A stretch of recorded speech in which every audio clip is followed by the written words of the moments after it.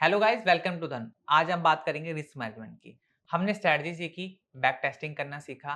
देखिए, कोई भी स्ट्रैटेजी हो, बिना रिस्क मैनेजमेंट के उसका कोई फायदा नहीं, राइट। एंड मैं आपको कुछ तरीके बताऊंगा जिससे आप रिस्क मैनेजमेंट का ध्यान दे सकते हैं एंड कुछ चीजें जो आपको हेल्प करें। तो सबसे पहले मैं आपको अपना फ्रेमवर्क बताता हूँ कि मैं किस तरीके से स्टॉक ऑप्शन में खासकर ट्रेड करता हूँ। देखिए, बहुत सिंपली मैं अगर आपको डिवाइड करूं, पूरे 12 महीनों के अंदर 4 महीने ऐसे आएंगे जहां पर आपके रिजल्ट्स आते हैं, राइट, जिसे हम रिजल्ट सीजन कहते हैं, राइट। एट दैट टाइम मैं एक स्पेशल स्ट्रैटेजी यूज करता हूं, quarterly result trading, QRT. Because results को हम प्रिडिक्ट नहीं कर सकते, कोई भी प्रिडिक्ट नहीं कर सकता, और उस समय हम बुलिश या बेरिश व्यू नहीं बना सकते।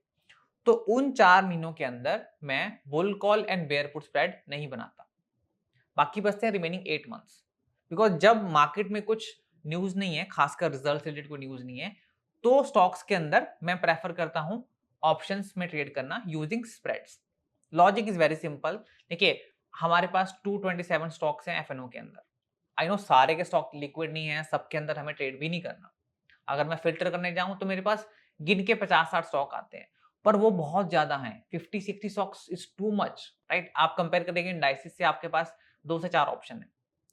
दूसरी बात, इंडाइसिस में जैसे मैंने पहले कहा था फर्स्ट वीडियो में कि इंडाइसिस हैविली डिपेंड करते हैं on few particular stocks, right. अगर बैंक निफ्टी की बात करेंगे तो एचडीएफसी एंड आईसीआईसी की वेटेज मोर देन 50%, तो ये दो बैंक मूव करेंगे तो बैंक निफ्टी की डायरेक्शन मूव कर जाएगी। सेम चीज निफ्टी के बारे में भी है। सिर्फ 8 स्टॉक 48% वेटेज लेके बैठे हैं, तो अगर वो मूव करेंगे तो इंडेक्स पे फर्क पड़ेगा पड़ेगा, राइट। तो मेरा बहुत सिंपल सा पर्पस है। सबसे पहले क्या करना चाहिए स्टॉक सिलेक्शन के बारे में, सबसे पहले मार्केट को स्कैन करो। जितने भी एफएनओ स्टॉक्स हैं, मैं मंथ के शुरू में, अभी मान लीजिए मार्च मंथ का शुरू होने वाला है, तो मैं पहले स्कैन करना शुरू कर दूंगा। और आप देखेंगे एक्सपायरीज हमेशा आपकी 25, 26, 27 के आसपास हो जाती है, तो आपके पास 4-5 दिन तो बचते हैं। तो मैं स्कैन करना शुरू करता हूँ स्टॉक्स को फॉर नेक्स्ट मंथ। पहले देखता हूँ कि इनके कोई रिजल्ट तो नहीं आने वाले हैं। अगर कोई रिजल्ट है तो फिर अवॉइड। अगर रिजल्ट नहीं है, फिर मैं देखता हूँ स्टॉक्स को कि किन स्टॉक्स के अंदर कोई सपोर्ट है, रेजिस्टेंस है। ये चीज मैनुअली भी की जा सकती है, स्कैनर भी बना सकते हैं, बट मैनुअल करना बहुत ईजी है। देखिए, 220 स्टॉक्स देखने में मुझे नहीं लगता कि बहुत टाइम लगेगा, हार्डली आपके 3 घंटे लगेंगे। और अगर आपने ये चीज रेगुलर करी, तो एक तो आपके टेक्निकल बहुत बेटर हो जाएंगे, बिकॉज आप डिफरेंट स्टॉक्स देख रहे हो, वो अपनी डिफरेंट जर्नी में होंगे, राइट। तो हमें उससे टेक्निकल के भी हमारे चीजें थोड़ी और बेटर हो जाएंगी। साथ में ऑप्शन डेटा देखना है, beginning of the month, right. First second जो डे होगा, वहां पर आप ऑप्शन डेटा देखेंगे तो आपको समझ आएगा कि इस मंथ के लिए ऑप्शन सेलर्स या इंस्टीट्यूशन बोलिए, वो किसी स्टॉक पर्टिकुलर स्टॉक पर बुलिश है या बेरिश है, वो आपको डेटा बता देगा। एंड अगर डेटा और चार्ट मैच करता है तो फिर हम उस पर स्प्रेड बना सकते हैं। एंड इस पे एक बहुत सिंपल टेक्निक आपको बताता हूँ। मैं लॉन्ग शॉट बनाता हूँ मार्केट के अंदर। कैसे? अब मान लीजिए मार्केट के अंदर अब 200 स्टॉक है, राइट। मेरे पास 10 स्टॉक आए गिन के, बिकॉज मैंने स्कैन किए, मुझे 10 स्टॉक बेटर मिले। नाउ अभी मेरा व्यू है कि मुझे बुलिश करना है या बेरिश बनाना है, राइट। तो मैं क्या करता हूँ, मैं स्प्लिट करता हूँ। जो स्ट्रॉन्ग स्टॉक्स है, जो मुझे लगता है कि 3 से 4 स्टॉक बहुत बेटर है, उन पर मैं बुलिश स्प्रेड बनाऊंगा। एंड इसके ऑपोजिट, बिकॉज देखिए मार्केट में हर टाइम हमें शॉर्ट की अपॉर्चुनिटी मिलती है, स्टॉक बेरिश भी रहते हैं, स्टॉक वीक भी रहते हैं। तो उस समय मैं ऐसे स्टॉक पिक करता हूँ जो काफी बेरिश मोमेंटम में, जो काफी टाइम से डाउनवर्ड मोमेंटम में है, उन पर बेयर पुट स्प्रेड बना सकते हैं। तो एक टाइम पर लॉन्ग शॉर्ट दोनों पोजीशन खड़ी होगी। वो डिपेंड करता है मार्केट पे। अगर मार्केट बहुत ज्यादा अप ट्रेंड में, जैसे आप देख रहे हैं पिछले अगस्त से लेके चल रही थी, तो उस समय थोड़ा शॉर्टिंग अपॉर्चुनिटी कम मिलती है। पर अभी जैसे करंटली गिरी रही है नवंबर से, तो इस समय भी लॉन्ग अपॉर्चुनिटी बहुत कम मिलती है।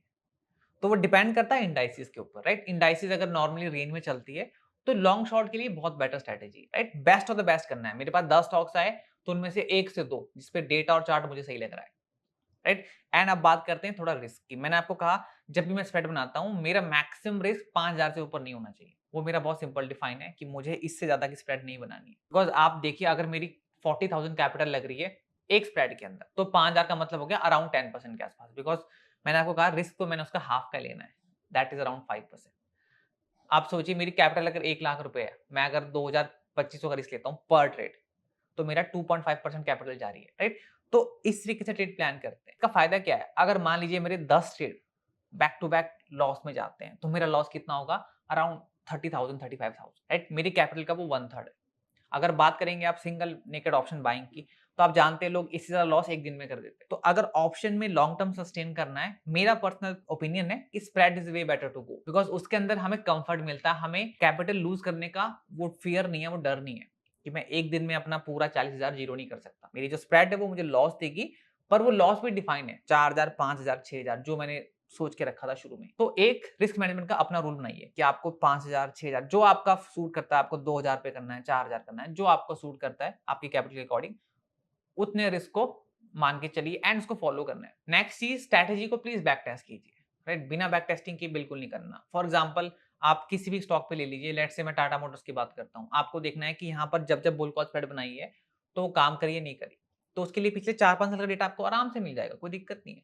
आप चार्ट पे जाइए, आप प्लॉट कीजिए कि मुझे यहाँ बनानी चाहिए थी, अब देखिए ये डेटा आपको क्या बता रहा है कि यहाँ पर कितना लॉस होता है, कितना वो, तो सारा डेटा आपको इजीली मिल जाएगा। कुछ की चीजें जो आपको ध्यान रखनी है, पहला है क्वांटिटी, राइट? कितने लॉट साइज लेने हैं। मैं प्रेफर करता हूँ अगर मेरी कैपिटल 1 लाख के आसपास है और एक स्प्रेड के अंदर 40,000 का मार्जिन लग रहा है तो एक लॉट में बहुत है, राइट? उसको मल्टीप्लाई नहीं करना है, एक लॉट काफी है। पहले एक लॉट से कंफर्टेबल हो जाओ, ट्रेड करो, एंड अगर लगता है कि रिजल्ट मिलते हैं देन स्केल करना चाहिए। तो always go for minimum lot. Second चीज, जैसे मैंने आपको कहा, डाइवर्सिफाई करना चाहिए। डाइवर्सिफाई कैसे करना है? लॉन्ग शॉर्ट करके, कि अगर मान लीजिए मैंने 1 से 2 बुलिश स्ट्रेटजी बनाई है तो एक आधी मेरी बेरिश भी होनी चाहिए। मेरी 10 लॉन्ग स्ट्रेटजी और मैं एक भी बेरिश ना बनाऊं तो वो भी गलत है। आप देखेंगे मार्केट में आपको हमेशा शॉर्ट सेल की स्ट्रेटजी मिलती है, आपको अपॉर्चुनिटी मिलती है। मैं एक दो एग्जांपल दिखा देता हूं। तो आप देख सकते हैं टाटा मोटर का चार्ट, देखिए ये स्टॉक 2023 से बैक टू बैक ऊपर ही भाग रहा था, पर देखिए फिर 24 में आके साइडवेज रह गया और फिर देखिए नीचे आना शुरू हो चुका। तो आप देख पाएंगे कि ये 5 अगस्त से गिर रहा है, 5 अगस्त से, उस समय मार्केट ऊपर जा रही थी। अगर आप इस समय निफ्टी का चार्ट देखेंगे तो निफ्टी एक्चुअल में हाई बना रही थी, पर ये अगस्त से ही डाउन चल रहा है, तो ये निफ्टी का ऑपोजिट चल रहा था। तो ये एक अपॉर्चुनिटी दे रहा था कि मार्केट बेशक बुलिश है पर मैं बेरिश हूं। ऐसे आपको बहुत एग्जांपल मिल जाएंगे। एक और एग्जांपल देखिए, ये गोदरेज प्रॉपर्टीज का चार्ट है, देखिए ये जुलाई से गिर रहा है, मार्केट आपकी अभी अक्टूबर नवंबर से गिरना शुरू हुई है, ये जुलाई से गिर रहा है। तो ये चीज मैं कह रहा हूं कि आपको लॉन्ग शॉट हमेशा मार्केट में मिलेगा, कोई ना कोई स्टॉक ऐसे मिलेंगे जो बेरिश ट्रेंड में चल रहे होंगे, राइट? तो इसको आप बैलेंस कर सकते हैं। तो मान लीजिए मेरी एक लॉन्ग है, एक शॉर्ट है, राइट? और मार्केट मान लीजिए अप ट्रेंड में, मार्केट भाग रही है, तो अप ट्रेंड वाली तो बहुत भागेगी, ये तो बहुत क्लियर है ना, मार्केट भी पुलिश है और स्टॉक भी मेरा पुलिश है, तो वो दोनों चीजें एंड लाइन होगी और स्टॉक अच्छा भाग सकता है। पर बात है जो बेरिश स्ट्रेटेजी की, देखिए बहुत टाइम आपको मिलेगा स्टॉक तब भी गिर रहा है, अगर निफ्टी ऊपर जा रहा है वो तो भी गिर रहा है, बिकॉज स्टॉक के फंडामेंटल वीक हैं, वो टेक्निकली वीक। तो इस केस में मैं दोनों चीजों से फायदा उठा सकता हूँ। अब यहाँ पे क्या हो सकता है, मान लीजिए मार्केट एकदम से गिर जाती है, जो आपका लॉन्ग था वो तो गिरेगा, बिकॉज जो स्ट्रॉन्ग शेयर है उस पर करेक्शन आएगी, पर ये बहुत ज्यादा टूट सकता है क्योंकि ये ऑलरेडी वीक स्टॉक है, और अगर मार्केट भी पुश करती है तो इसमें जो फॉल है वो बहुत जल्दी आए। तो इस तरीके से हम लॉन्ग शॉर्ट स्ट्रेटजी यूज कर सकते हैं इन ऑप्शन स्प्रेड्स। लास्ट चीज लिक्विडिटी चेक करने का आपको मैंने तरीका बताया है। सबसे पहले आपको बिड आस्क का अंतर देखना है, अगर वो डिफरेंस 20, 30, 50 पैसे है उसको मल्टीप्लाई करो लॉट साइज से, अगर वो आपका 100, 200, 300 रुपए के आसपास है तो चलेगा, उसके ज्यादा नहीं, क्योंकि फिर आपका स्लिपेज चार्जेस पड़ेंगे, क्योंकि अगर आपने 500 रुपए का लॉस बाइंग में किया तो सेलिंग में भी आपको इशू आएगा, फिर तो आपको 1000 रुपए का नुकसान ऐसे ही हो जाएगा, या आपका समझिए 1000 रुपए का प्रॉफिट कम हुआ। तो कोशिश कीजिए जिन स्टॉक के अंदर डिफरेंस कम हो, और ये मिलेंगे, आपको मिलेगा स्टॉक्स, बिकॉज मैं पर्सनली 50-60 स्टॉक पे कर चुका हूं, तो समस्या वाली बात नहीं। एंड ये रोटेशन में होता है, राइट? ऐसा नहीं है कि कोई लिस्ट है जिसको हम फॉलो करते हैं, नहीं।